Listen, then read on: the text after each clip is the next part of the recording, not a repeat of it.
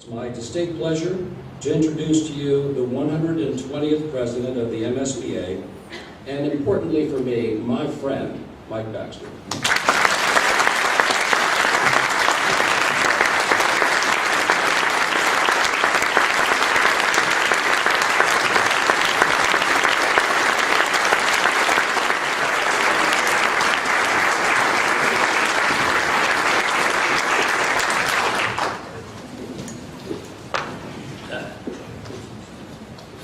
Well, good morning again. Good morning. Chief Judge Bell, other honored judges, past presidents of the Maryland State Bar Association, friends and family. It is as a matter of respect and tradition that every incoming MSBA president welcomes our Chief Judge first in these comments. Today it is my turn, but I do it with mixed emotions. Of course, it is my pleasure to join the rising chorus of Marylanders who over the past few months have been acknowledging the Chief Judge's legendary service and leadership. But it is sobering and a little sad to know that I will be the last MSBA president to welcome him here to our annual meeting as our sitting Chief Judge. So just one more time, good morning, Chief. As always, thank you for being here. Now, incoming presidents always talk about new initiatives. I'm no different. My first initiative for the MSBA during my year as presidency is a beautiful sunny day at the beach for everyone. This isn't as hard as it looks. Thank you for the opportunity for the next 12 months to try to make the practice of law for Maryland lawyers and their clients just a little better. To my mind, that's why we have the Maryland State Bar Association, to support Maryland lawyers, to try to lift them up a little so that they in turn can lift others up. And that, in very simple terms, is what I hope the MSBA will be able to accomplish over the next year. Lifting up Maryland lawyers to make things just a little better for them and the people and the causes they represent. But before we turn our attention to this upcoming bar year, I'd like to pause and reflect for just a minute on what we have done well in the past. What makes us successful, because we really are a remarkably successful voluntary organization. Let's be honest, lawyers are a tough audience. We can be very demanding. Yet this past year, thousands of us, 24,000 of us, sat down and wrote out our check for our bar dues and decided to contribute our hard-earned money to the MSBA. I should add, I'm most hopeful many of you will do that very soon this year. We volunteer for unpaid jobs on our committees and our sections, and for a few days we put the business of law aside and we gather here in meetings like this. We wouldn't do those things if the association wasn't giving us something of value. So why is membership in the MSBA so valuable? I'll suggest to you that one of the reasons is a very special and unique relationship that the lawyers of this state have with the judges of this state. When you're an officer in the MSBA, you travel around the country to meet other officers of other states' associations. And you learn about their successes and you learn about their problems. And I will tell you that what we have here is unique. In many states, the bar and the bench are more often adversarial than supportive.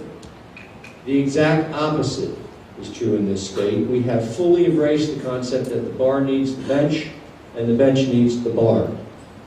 But this special relationship hasn't been the result of simple good fortune or luck. I'm reminded of the famous Thomas Jefferson quote about luck. It goes, "I'm a great believer in luck. The harder I work, the more I have." And that's true here. And we have this relationship because of hard work, and in particular, we have it because our Chief Judge has worked hard at it. His leadership, his example, has given us this wonderful gift. I mean, think about it. Everybody in this room probably has been here at other annual meeting Saturday morning sessions. Can any of you recall Chief Judge Bell not being here?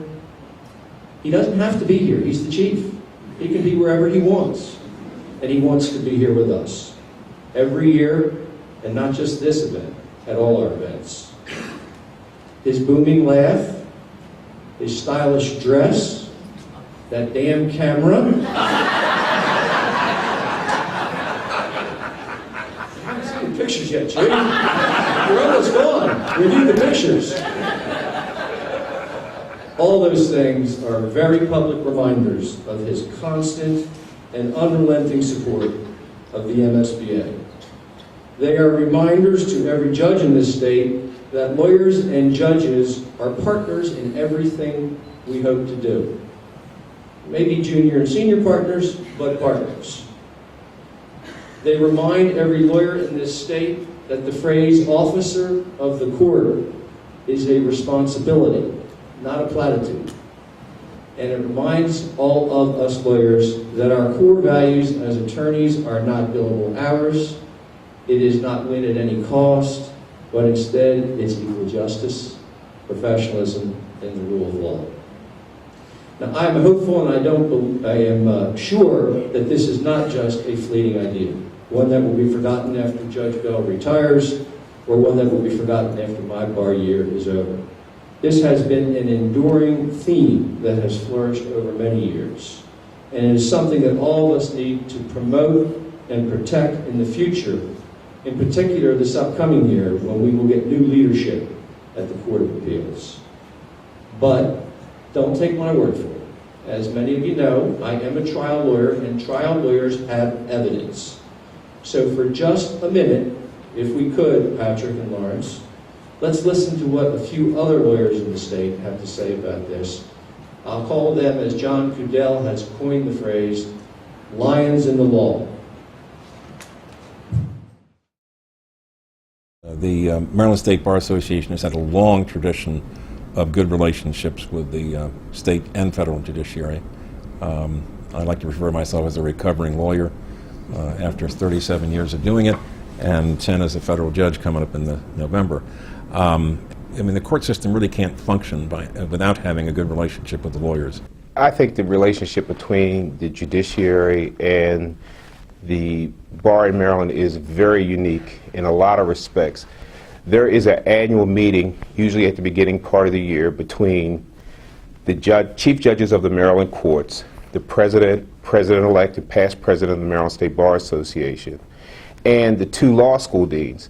And it's a nice, relaxed environment where they all sit down, have dinner, and talk about issues of importance to the legal profession. In fact, one time, Gil Holmes, who was the dean at the University of Baltimore at the time, commented that he had been in a number of different jurisdictions and he had never seen the level of collegiality and working together between the bench and the bar and the law schools as he was part of in Maryland. I think that the relationship between the bench and the bar is especially valuable for the bench. When I was the county administrative judge in the Baltimore County Circuit Court, I could always rely upon the other judges and also had an ability to go to, for example, the Maryland State Bar Association with concerns I had about issues with forms and practice and preparation, and in particular civility. Well, I think we have a very positive and unique relationship, and it really starts from the top down.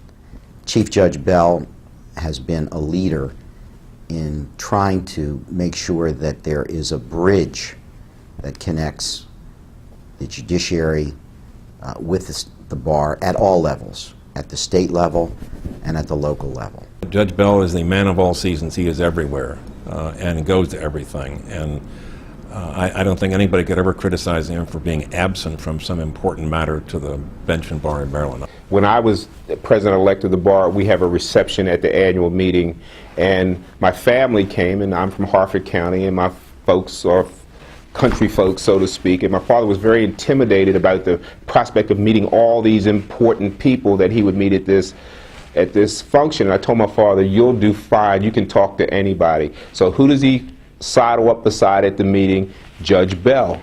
And what struck me was both what my father said after meeting Judge Bell and what Judge Bell said after meeting my father. My father said, wow, he's really an approachable guy. I really enjoyed talking with him. And Judge Bell said, wow, I really enjoyed talking to your father. He's really an approachable guy. He is somebody who has encouraged members of the bench to not only become members of the state bar and local bars, but to participate and be an integral part of every one of those bar associations. I have never been to an annual meeting where the chief wasn't there. And he's somebody who is not only there, he's someone who's engaged. I think that Chief Judge Bell, with his camera in hand at all times when he appears at each and every Bar Association meeting, sets an example for the judges of Maryland. He knows probably as many lawyers in the state as any judge that serves currently in the state of Maryland. And he knows them on a first-name basis, and he knows something about them. He's extremely unique in that regard. I think that an invitation to the next chief judge should be warm and welcoming, and with the notion of continuing the excellent relationship that currently exists.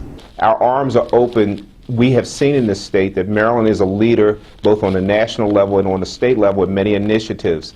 And the reason is because the bench and the bar work together for the improvement of the legal profession to the benefit of the community. I am sure that Judge Bell will do the handoff to whomever the next chief will be, and I'm sure and I hope that he will value what we as leaders of the bar have valued, which is the tremendous relationship that the bar has had with our chief. He's the leader of the state judiciary, and he has reached out to the leaders of the state bar, and it has been a benefit for both. I'm one of those people that thinks the phrase officer of the court is a very important concept. I'm an officer of the court. I just wear a black robe and have a steady government job. But the court as a whole cannot function without all the players in it working well together. And I think there's been a long tradition of that in Maryland.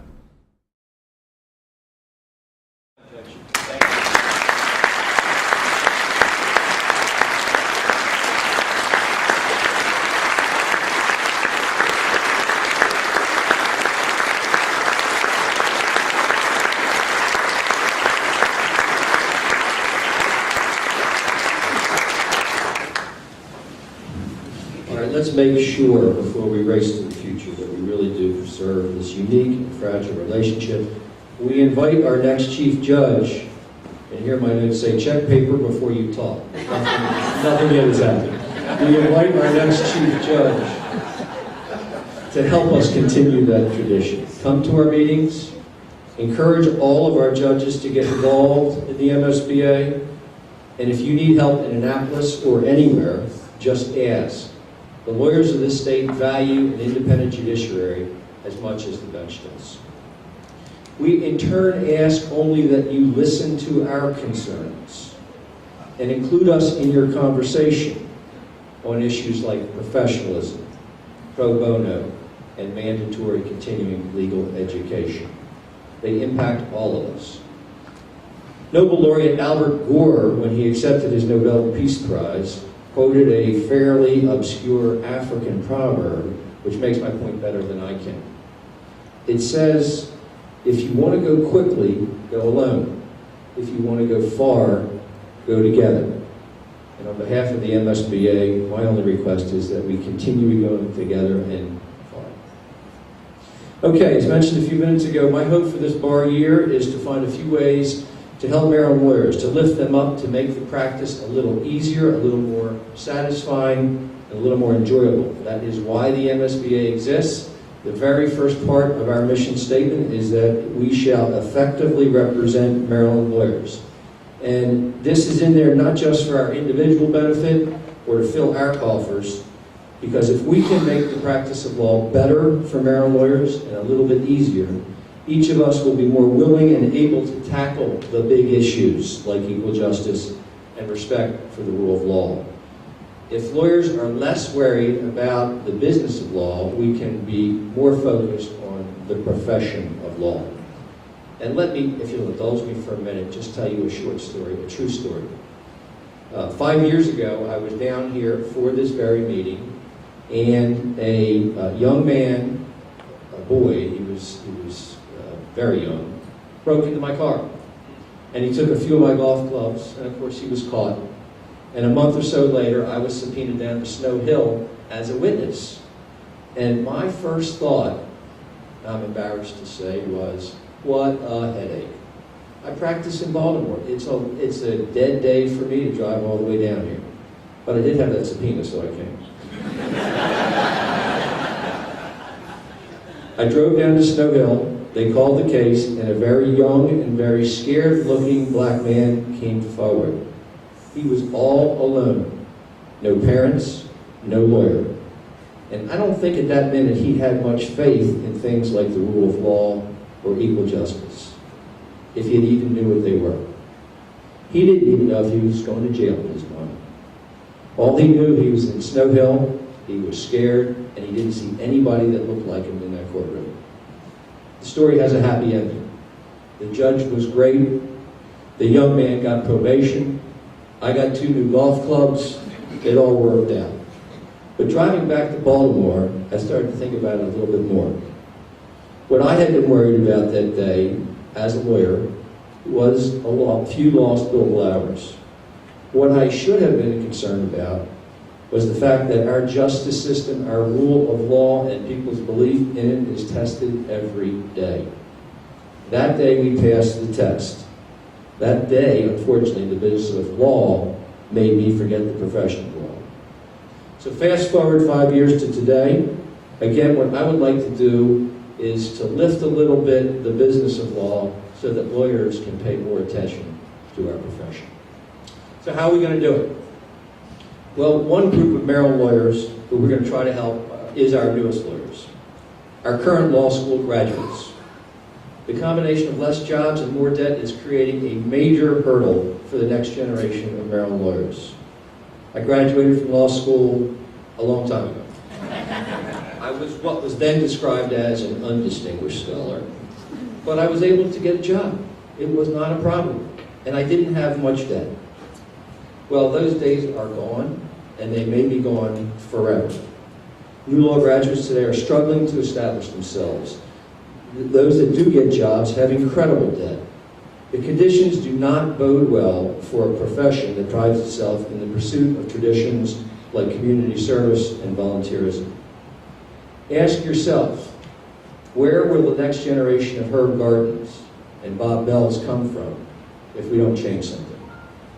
And I believe it's the responsibility of the MSBA to try to start that change. The problem is complex. It has a lot of different stakeholders. But to paraphrase a famous saying, the danger is not setting your aim too high and failing.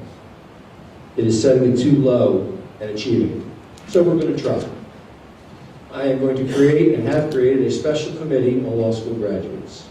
It has several key players. The chair will be past president of the MSBA and current member of the University of Maryland Board of Regents, Louise B. Gonzalez. Louise has graciously agreed to lead this effort. Her expertise in education and her credibility in the bar and in Maryland law in general and government make her the ideal person for the job. Louise, I'm personally grateful. Where is Louise? Louise, I'm personally grateful for your courage and your leadership in accepting this position. Thank you very much for doing that.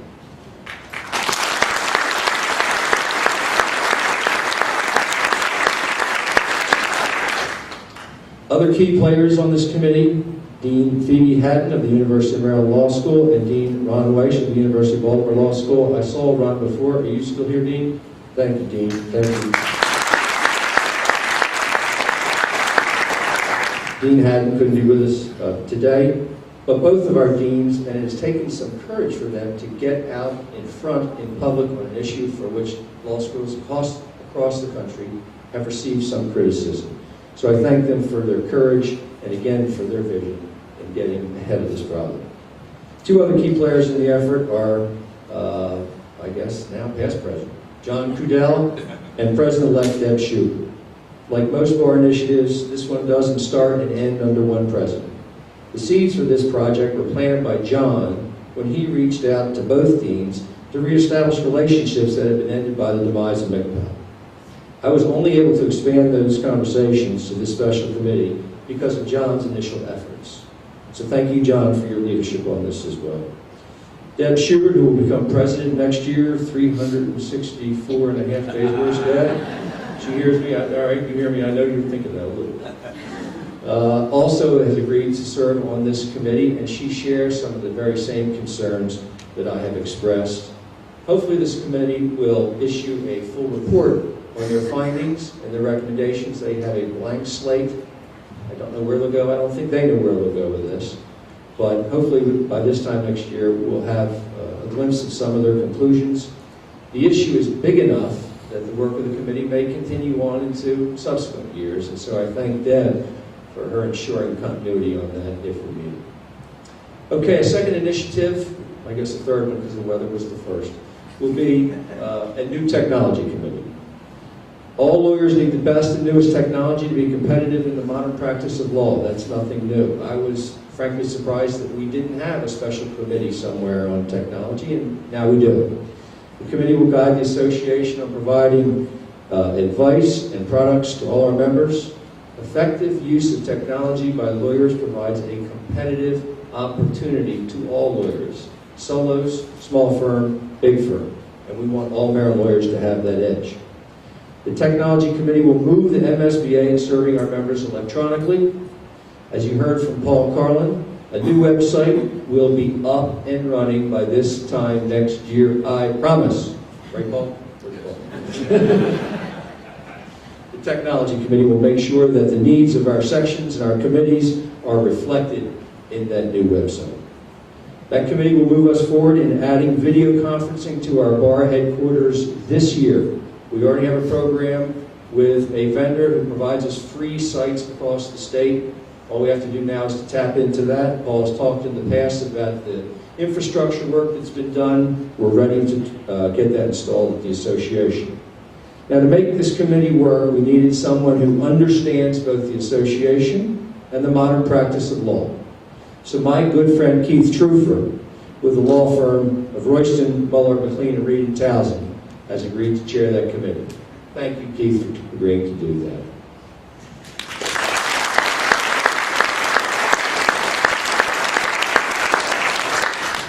I should tell you, as my symbolic gesture of support for this technology initiative, I have been talked into, as otherwise reads, volunteered for having a Facebook page set up for me as MSBA president and signing up for Twitter.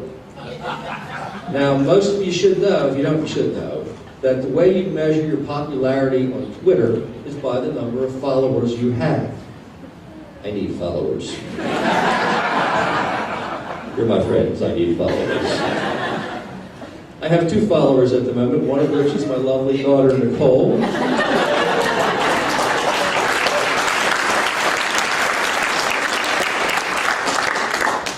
And the other is some sketchy guy who keeps asking for my Social Security. Amen, it's going to be a big part of the bar youth. And then the last initiative, a new idea I want to talk to you about is our CLE committee. The Maryland State Bar Association is the premier provider of continuing legal education in this state. That role was thrust upon us with the demise of MIPEL, and we have seized the opportunity. George Patton said that success is measured by how high you bounce when you hit bottom. And by all accounts, we have bounced quite well. Paul Carlin, Andrea Terry, and with the assistance of our CLE outgoing chair, Marshall Paul, law firm of Saul Ewing, have seamlessly transitioned the CLE function from MIPEL to MSBA. And with Marshall's leadership and Terry's management, the MSBA is now providing more quality programs at less expense with the newest technology. So now we need to move to the next level. We need to develop new delivery models. We need to learn to compete with national CLE providers, and we need to engage in new types of marketing. For that effort, I have asked Harry Storm of the firm of Lurch, Early, and Brewer, and a former member of the MSBA Board of Governors, to chair that committee. Harry has accepted, and I thank Harry for that commitment. Harry, you here this morning?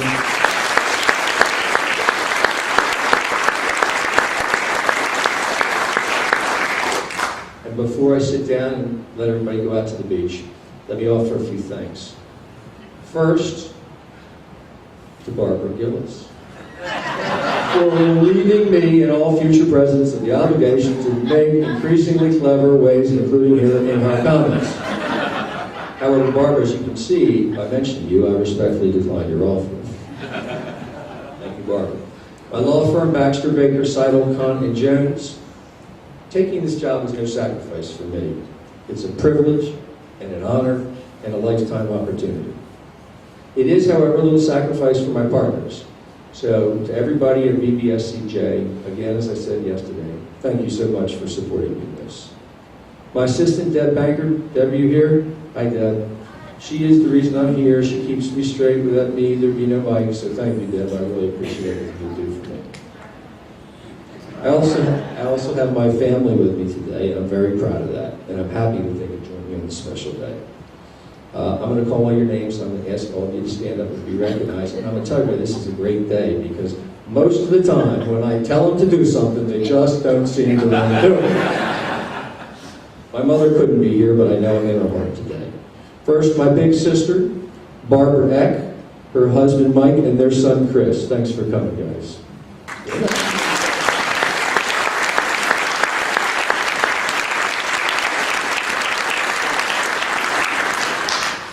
My brother Peter, the talented one in the family. Peter, stand up. His family, his wife Lynn, his 2 children couldn't be here, but I appreciate their support and their love. My 2 daughters, Allie and Nicole, who are beautiful and smart and make me happy every day. Girls, stand up.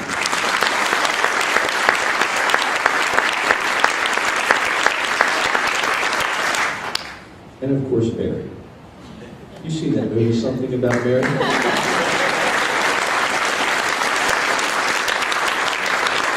Well, there is something about Mary Baxter. She's funny, she's forgiving, she's patient, and we have been very happily married for 34 years, and I thank you for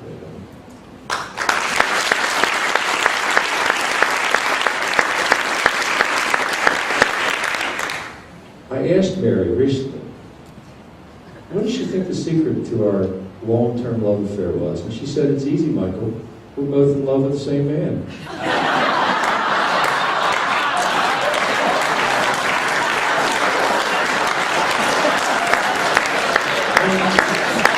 not quite sure what that means. But I am sure that I fell in love with her almost the moment I saw her. And I've been in love for 34 years. Lastly, let me thank all of you for giving me this opportunity. Every day for the next year, I will treat it as what it is, a very special gift. And I hope that when I return it, this gift to you, next year, in some small way, it'll be just a little bit better than it is today. Thank you.